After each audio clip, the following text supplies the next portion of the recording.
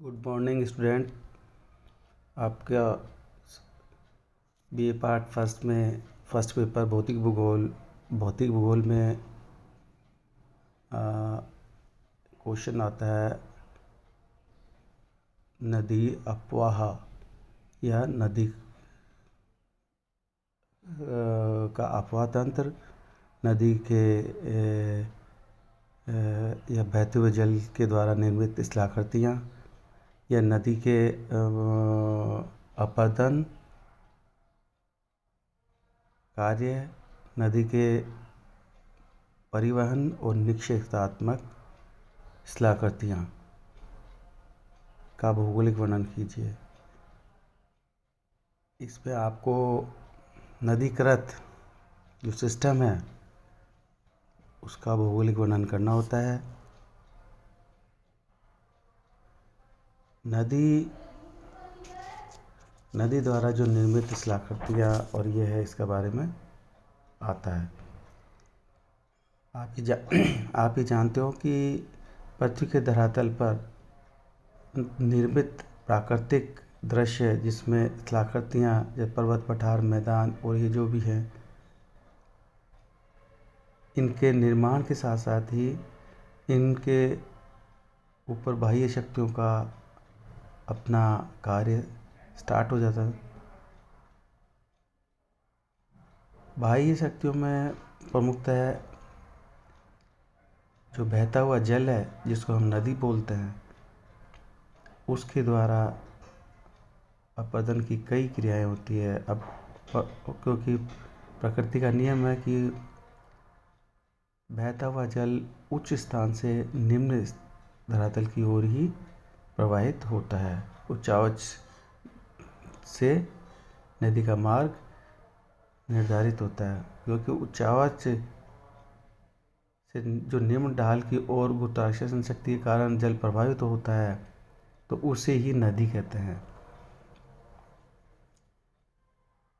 नदी का उद्गम से लेके और समुद्र तल तक अपना कार्य अपरदन, परिवहन और निक्षेपण द्वारा करती है, और उसके दौरान स्थलाकृतियों का निर्माण और रूपांतरण भी होता है।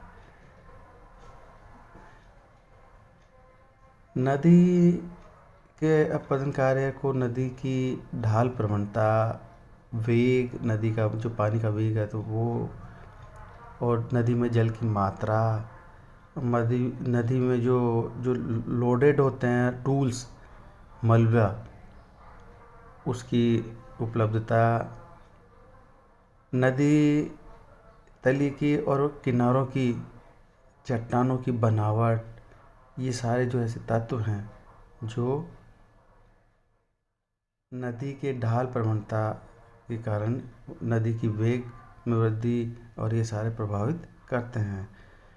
नदी में जल की मात्रा और आयतन अधिक होने पर वेग में वृद्धि होती है, जिससे कि अपरदन क्षमता भी अधिक हो जाती है। नदी में मलबे की मात्रा, जलोढ़क मतलब टूल्स की मात्रा महत्वपूर्ण कारक है। नदी जो है अपने जो नदी के का अपरदन कार्य जो है, उसमें नदी के अपरदन कार्य में प्रमुख 4 प्रक्रम होते हैं जो साथ साथ क्रियान्वित होते हैं। अपरदन के साथ साथ परिवहन का कार्य होता रहता है। अपरदन के 4 प्रकरण, एक तो जलगति क्रिया, दूसरा अपघर्षण, तीसरा सन्निकर्षण और चौथा संरक्षण क्रिया। पहला जो जलगति क्रिया है, इसमें जो क्रिया गतिमान जो जल के बल से होती है, जो कि अदृढ़ पदार्थों को प्रस्पित करती है, और चट्टाने मतलब जो जॉइंट्स होते हैं मैंने तरंग गति से प्रवेश करता हुआ जल, और जल पवन को भी संपीड़ित करके ठोस चट्टानों को तोड़ फोड़ने के सहायक होते हैं। जल जैसे ही चट्टानों की जॉइंटों में घुसता है, रात के -डिग्री या ऐसा होने पर वो जल जम जाता है, तो जल को फैलने के लिए स्पेस ही है, तो वो चट्टानों को चौड़ी कर दे दर जॉइंटों को चौड़ी कर देता है। तो इसलिए धीरे धीरे अपरदन जल गति क्रिया के फलस्वरूप होता जाता है। जल की प्रोक्सी और भ्रमण गति का भी इसके ऊपर प्रभाव पड़ता है। तो कहने का मतलब यह है कि तीव्र गति से बहता हुआ जो जल है के द्वारा अपरदन कोटरन क्रिया के रूप में होता है। हवा के बुलबुले या जल वाष्प निपातित होकर प्रत्याघाती तरंगों के रूप में तटों पर किनारों पर प्रहार करते हैं, मतलब उनके चोट पहुंचाते हैं। अल्प संपीड़न और बालुकाओं और मृत्तिकाओं और बजरी और अपक्षीय मलबे होकर और चट्टानें प्रघाती तरंगों के रूप में तटों पर प्रहार करते हैं, और इस तरह से मलबा अपेक्षित मलबे को सरलता से निघर्षित कर देता है। इस प्रकार बहता हुआ जल बिना मलबे के भी स्वयं की गति से अपरदन कार्य करता रहता है। अपघर्षण, इसमें जल अपने मलबे को घर्षण औजार की तरह प्रयोग करता हुआ तली और किनारों को घिसता रहता है, और यह कार्य गति से होता है। भवनों के द्वारा तली में के छिद्रों में कंकड़ियों को चक्करदार गति से घुमाता हुआ जल, इससे जल गर्तिकाएँ बनती है और क्रियाएँ जल गर्तक होती रहती है। पर्वतीय क्षेत्रों में जब बड़े बड़े टुकड़ों का निर्माण होता है और अपघर्षण से नदी की तली का उत्खनन और निघर्षण होता रहता है, इससे अपघर्षण के रूप में कहते हैं। इस मलबे के द्वारा नदी के तटों का अपघर्षण और उसका क्षैतिज अपघर्षण होता रहता है। अब नेक्स्ट है सन्निघर्षण। सन्निघर्षण में मलबा परस्पर विघर्षित होता रहता है और मलबे में जो कंकड़ पत्थर और उनके टुकड़े होते हैं वह एक दूसरे से और तली से लगातार टकराते रहते हैं। इस तरह की क्रिया होती रहती है और एक दूसरे से टकराने की क्रिया ही सन्निकर्षण कहलाती है। तीसरा है संरक्षण क्रिया। इसमें जल का घोलन कार्य होता है, मतलब चट्टानें घुलती है। इस संरक्षण क्रिया द्वारा नदी अपने मार्ग की चट्टानों को अपने जल में घोलती चलती है और जल में इसकी मात्रा चट्टानों पर निर्भर करती है। चूना की चट्टानें डोलोमाइट लवणे से जो होती है वो घुलनशील होती है। अम्लीय जलों से भी बड़ी तेज़ी घुल जाते हैं। फिर भी किसी नदी में घुले हुए पदार्थ का सबसे अधिक भाग जल गर्तिकाओं शैलों से धीरे धीरे घुलनशील पदार्थों को अपने अंदर घोलता हुआ चलता रहता है और परिवाहित हो रहे मलबे से भी जल घुलनशील पदार्थों को संशोधित करता रहता है। इस तरह से जल की ये जो क्रियाएं हैं वो होती है। नेक्स्ट है आपका अपरदन के कारक। अपरदन के जो कारक है वह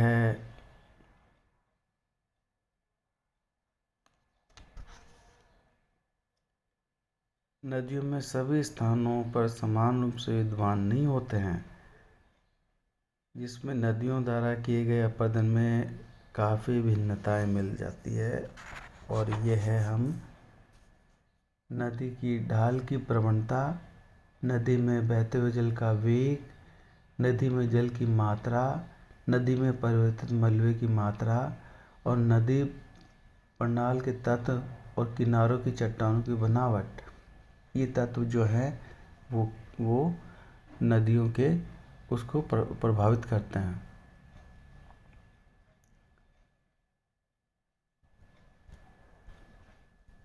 नदियों के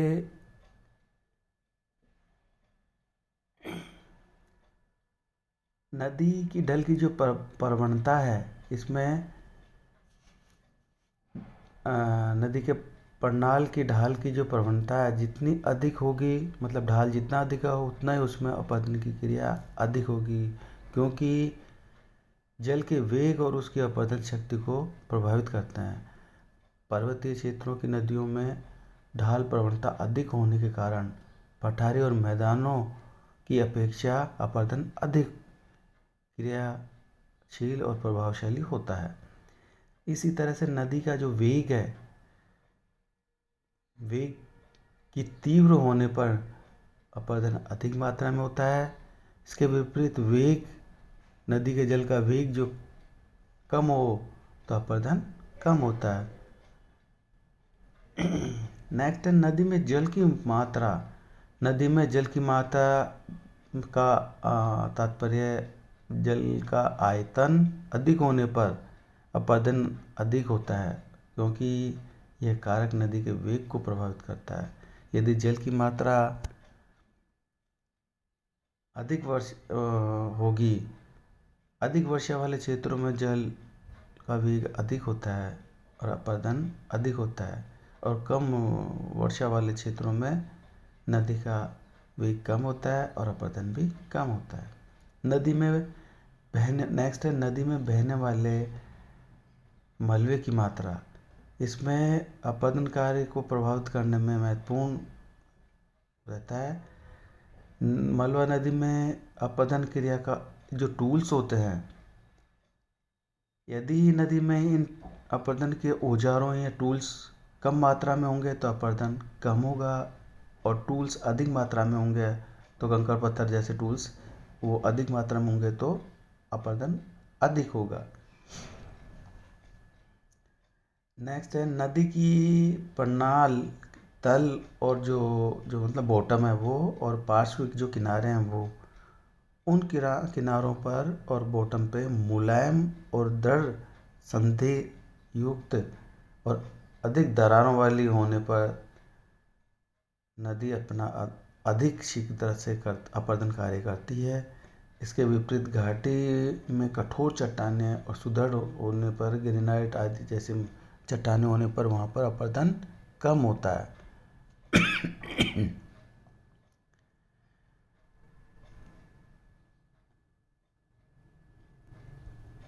नदी के नदी में जो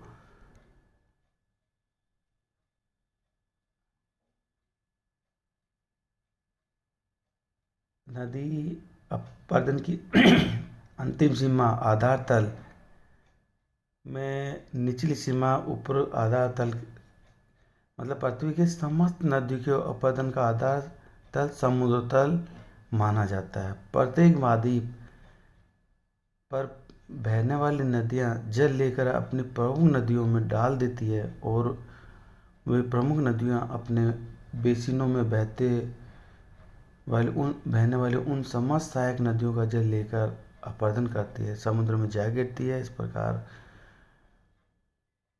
उस भूभाग का इन नदियों द्वारा किया गया समस्त अपरदन कार्य समतल की सीमित रहता है।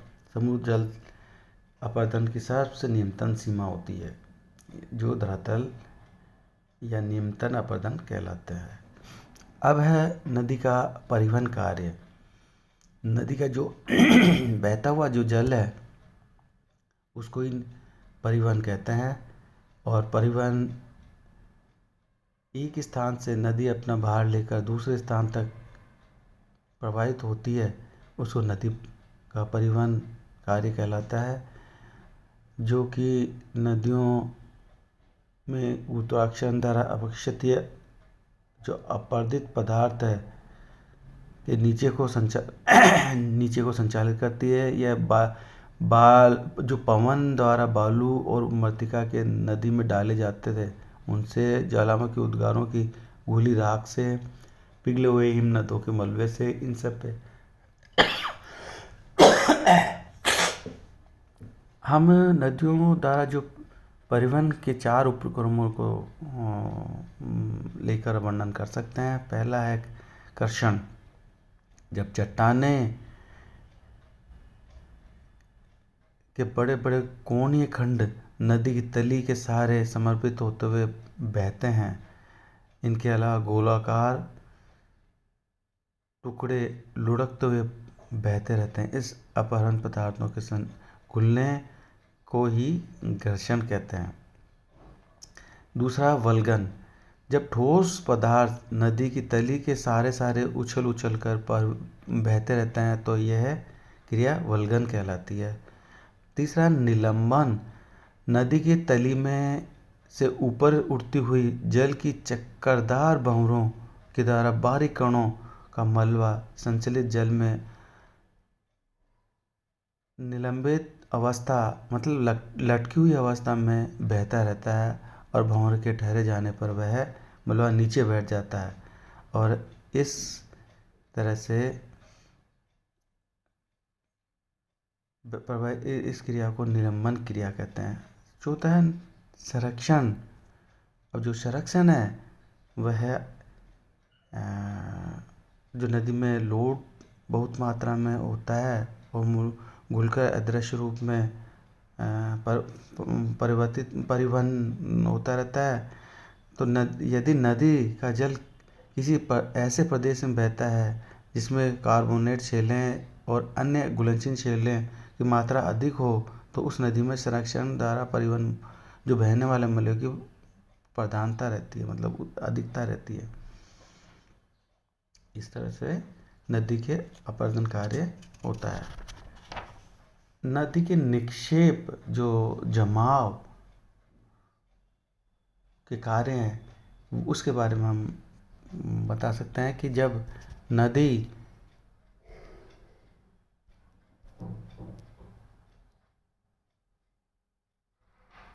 में जो परिवहन द्वारा जो भार की मात्रा अधिक होने पर उसका परिवहन नहीं कर पाती है तो नदी उस अपरदित पदार्थ को परिवहन शक्तिहीन होने से वो है जम जाता है, निक्षेपित होने लगता है। तो इस क्रिया को अपरदन की निक्षेपित क्रिया कहते हैं, क्योंकि निक्षेपण का कार्य परिवहन की क्षमता पर्याप्त रह जाने पर ही होता है। 3 कारणों से निक्षेपण होता है। नदी के वेग में कमी,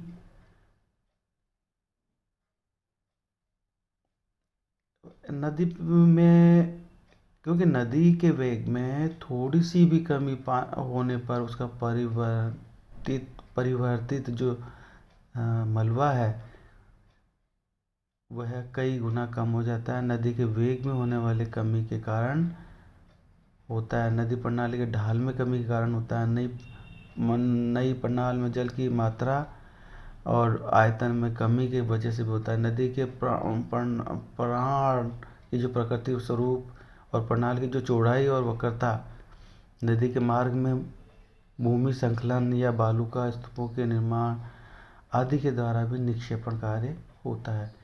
नदी में परिवहित भार की मात्रा में वृद्धि, नदी में परिवहित भार का मतलब की मात्रा में वृद्धि क्षमता से अधिक बढ़ जाता है तब निक्षेपण करने लग जाते हैं। इस भार में मात्रा में होने वाली अत्यधिक वृद्धि के निम्न कारण हो सकते हैं। नदी द्वारा अधिक अपरदन के कारण प्रमुख नदी में उसकी सहायक नदियों से लाए गए भार में वृद्धि के कारण हिमानी जब ग्लेशियर पिघलता है तो जलोढ़ होता है। नदी में पिघलने से प्राय मलबे की मात्रा में वृद्धि होने से होता है। इस प्रकार ये अपरदन होता है और जिसका निक्षेपण होता जाता है।